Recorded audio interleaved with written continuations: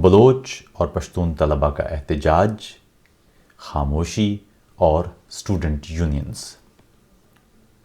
لاہور میں پنجاب اسمبلی کے باہر فیصل چوک پر لاوارثوں کی طرح بیٹھے بلوچ اور پشتون طلباء جو پچھلے کئی روز سے اپنے بنیادی حقوق کے مطالبے کے ساتھ جمع ہیں، ان کو پوچھنے والا کوئی نہیں۔ اب تک نہ کسی ٹی وی چینل کی جانب سے ان سے جا کر مناسب انداز سے بات کی گئی، نہ ان کا مدعا عام افراد تک پہنچایا گیا، اور نہ کسی حکومتی وفد نے جا کر ان کی بات سنی۔ مسلم لیگ نون کی نائب صدر مریم نواز اگر اس احتجاجی کیمپ کا دورہ نہ کرتیں تو شاید بہت سے لوگوں کو اس کا علم بھی نہ ہوتا۔ مریم نواز کے جانے سے کم از کم اس دھرنے میں بیٹھے لوگوں کا نقطہ نظر عام افراد تک پہنچ گیا۔ مجھے گزشتہ کئی روز سے، غالباً ایک ہفتے سے، مختلف اسٹوڈنٹس کی جانب سے پیغامات موصول ہو رہے ہیں کہ اس موضوع پر بات ہونا چاہیے۔ سب سے پہلے یہ سمجھ لیجئے کہ یہ طالب علم ہیں کون اور چاہتے کیا ہیں، تاکہ ان کے لیے چاہے کچھ کر سکیں نہ کر سکیں مگر کم از کم ان کا دکھ کسی حد تک محسوس کر لیں۔ یہ بلوچستان اور ایکس فاٹا سے تعلق رکھنے والے قریب 40 طلباء ہیں جو بہاؤالدین زکریا یونیورسٹی ملتان میں پڑھتے تھے۔ ان کا مطالبہ ہے کہ اسکالرشپس جو ختم کر دی گئی ہیں انہیں بحال کیا جائے۔ اس کے علاوہ یہ طلباء یہ کہتے ہیں کہ ان کے پاس فیس کے پیسے نہیں ہیں، ان سے فیس نہ لی جائے اور انہیں دیگر طلباء کی طرح مساوی مواقع اور امکانات میسر ہوں۔ بہت سے طالب علم ہیں جو یقیناً فی نہیں دے سکتے۔ بلوچستان اور قبائلی علاقے پچھلی کچھ دہائیوں میں جس بری طرح تباہ ہوئے ہیں، جس طرح جنگ اور بدامنی کی تباہ کاریوں نے یہ علاقے برباد کیے ہیں، ایسے میں ان علاقوں کے بچوں اور بچیوں کی تعلیم کی اہمیت اور بھی بڑھ جاتی ہے۔ یہ وہ طالب علم ہیں جو کل کا بلوچستان اور کل کا قبائلی علاقہ ہیں۔ ایسی صورت میں یہ مطالبات 100% جائز ہیں۔ گو کہ سیاسی مطالبات بھی ہر انسان کا بنیادی حق ہیں، مگر یہ تو سیاسی مطالبہ بھی نہیں۔ تعلیم تو بنیادی انسانی حق ہے۔ ایسے میں ریاست کی یہ ذمہ داری ہے کہ وہ اعلیٰ تعلیم کے خواہش مند ہر شخص کے لیے راستہ ہموار کرے اور جہاں مشکل ہو وہاں مدد کرے۔ یہی ریاست کا کام ہے۔ لیکن اس سے زیادہ اہم سوال یہ ہے کہ طالب علموں کی آواز میں آواز ملانے والے دوسرے طلباء کہاں ہیں؟ دنیا کے ہر خطے میں کوئی ریاست، کوئی طاقتور ادارہ، کوئی انتظامیہ، کوئی بااختیار شخص طلباء سے ٹکرانے کا تصور بھی نہیں کر سکتا، کیونکہ طلباء اس توانا ہاتھی کی مانند ہوتے ہیں جو بپھر جائے تو پھر کسی کے بس کا نہیں رہتا۔ مگر ہمارے ہاں یہ توانا ہاتھی بھی شاید چڑیا گھر کے ہاتھی میں تبدیل کیا جا چکا ہے۔ رنگ، نسل، زبان، مذہب، مسلک، عقیدے، جانے کون سی تقسیم کے ذریعے ہمارے اندر اتنی دراڑیں ڈالی جا چکی ہیں، ہم اپنے آپ میں اتنے ٹوٹ پھوٹ چکے ہیں کہ اب ہم کسی کو گلے لگانے کے لیے بازو پھیلاتے ہیں تو اپنا آپ بکھر جانے کا ڈر آن گھیرتا ہے۔ ہماری بدقسمتی یہ ہے کہ ایک منظم طریقے سے تنظیم اور سیاست جیسے الفاظ کو گندا، آلودہ اور منفی بنایا گیا ہے۔ تنظیم کا مطلب منظم جوڑ یا باہمی ربط ہے۔ ہمارے ہاں یہ کوئی خوفناک شے تصور ہوتی ہے۔ اسی طرح سیاست کی تعریف ہے مختلف قوموں، گروہوں، برادریوں وغیرہ میں فیصلہ سازی سے جڑی سرگرمیاں یا اختیارات سے جڑے دیگر اسی طرز کے امور اور ان کا مل کر کوئی حل نکالنا یا ان پر مل کر کوئی بات کرنا، جس میں وسائل کی تقسیم وغیرہ شامل ہے۔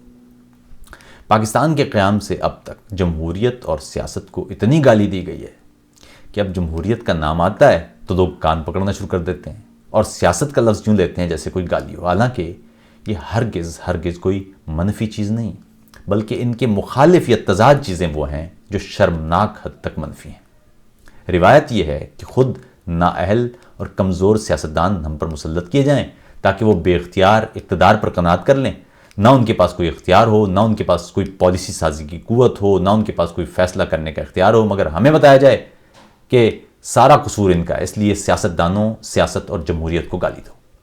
ہم سوال کرنے کی بجائے اسی کام میں لگ جاتے ہیں۔ اب حالت یہ ہے کہ جمہوریت جو کبھی ٹھیک سے آئی نہیں اس کو گالی، سیاست جو کبھی ٹھیک سے سمجھی نہیں گئی اس کو گالی، دستور جو ٹھیک سے لاگو نہیں ہوا اس کو گالی، پارلیمان جسے کبھی اختیار ملا نہیں اس کو گالی، عدلیہ جو خود یرغمال اور بیچاری انصاف مانگتی نظر آتی ہے اس کو گالی، پولیس جس کا اپنا آئی جی اغوا کر لیا گیا اس کو گالی، صحافی ان دنوں خبر بھی خوف کے عالم میں لکھ رہا ہے اس کو بھی گالی، اور قوم جس کے ساتھ یہ سب کچھ ہو رہا ہے اس کو بھی گالی۔ یہ رواج ہے۔ ان طالب علموں کا نعرہ ہے ہتھیار نہیں قلم مانگ رہے ہیں دے دو۔ مسئلہ لیکن یہ ہے کہ اس ملک میں ہتھیار ملنا آسان ہے، قلم ہی تو نہیں دینا۔ قلم دیا تو خوف ہے کہ آپ لکھ پڑھ کر سوال کرنا شروع ہو جائیں گے، خوف ہے کہ آپ اپنے حقوق سے آگاہ نہ ہو جائیں۔ کاش کہ اس وقت طلبہ یونینز ہوتی، پھر دیکھتے کہ کیسے کوئی طلبہ کے حقوق پامال کرتا ہے۔ مریم نواز اور نون لیگ یا دیگر اپوزیشن پارٹیوں کے رہنماؤں کا ان طلبہ تک پہنچنا اچھی بات ہے، لیکن اس سے بھی زیادہ اہم یہ ہے کہ طلبہ یونینز کی بحالی کے لیے واضح موقف اختیار کیا جائے۔ میں نے پاکستان میں بھی پڑھا ہے اور پاکستان سے باہر بھی۔ میں نے اپنی طالب علمی کے دور میں غیر سیاسی زندگی بھی گزاری ہے اور طلبہ تنظیموں کے ساتھ بھی۔ اسی طرح ملک سے باہر پڑھتے ہوئے مجھے طلبہ یونینز کو بھی قریب سے دیکھنے کا، جاننے کا موقع ملا ہے۔ بات یہ ہے کہ طلبہ یونینز سیاسی جماعتوں کے اعلی کار ہونے کی بجائے نظریاتی بنیادوں پر اپنا آپ طے کرتی ہیں۔ ان یونینز کے ذریعے قائدانہ صلاحیت کے حامل نوجوان پیدا ہوتے ہیں، یعنی یہ یونینز آپ کو مستقبل کے بہترین اور تیار رہنما دیتی ہیں جو سیاست سمیت ہر شعبے میں معاشرے کو لیڈ کر سکتے ہیں۔ اسی طرح ان کے ذریعے طالب علمی کے دور میں ایک دوسرے سے جوڑ کے مواقع ملتے ہیں، نوجوانوں کی سوچ کا فریم بڑھتا ہے۔ جامعہ یا تعلیمی مرکز کے علاوہ ریاستی قوانین و قواعد و ضوابط یہ سمجھنے میں بھی موقع ملتا ہے اور ان کے اندر رہتے ہوئے کام کرنے کا موقع بھی ملتا ہے۔ اس کے علاوہ خود طلبہ کے اپنی نگرانی میں مذاکروں اور مباحث کے بڑے بڑے پروگرام یہ یونینز منعقد کرواتی ہیں جو نوجوانوں کے لیے علمی انداز سے اظہار رائے کا بہترین اور مؤثر ذریعہ ثابت ہوتی ہیں۔ یہاں طالب علم اختلاف کرنے کا طریقہ بھی سیکھتے ہیں۔ ہمارے ہاں طلبہ یونینز کا ذکر آتے ہی پہلا خیال آتا ہے کہ نوجوانوں کو سیاست سے دور رہنا چاہیے۔ سوال یہ ہے کہ ضیاء کے دور سے قبل یہ یونینز موجود تھیں، ضیاء الحق نے ان کا خاتمہ کیا۔ طلبہ یونینز کے خاتمے سے کیا پاکستان میں تعلیم کا معیار بلند ہوا ہے یا کیا یہ پہلے کے معیار کے مقابلے میں پست ہوا ہے؟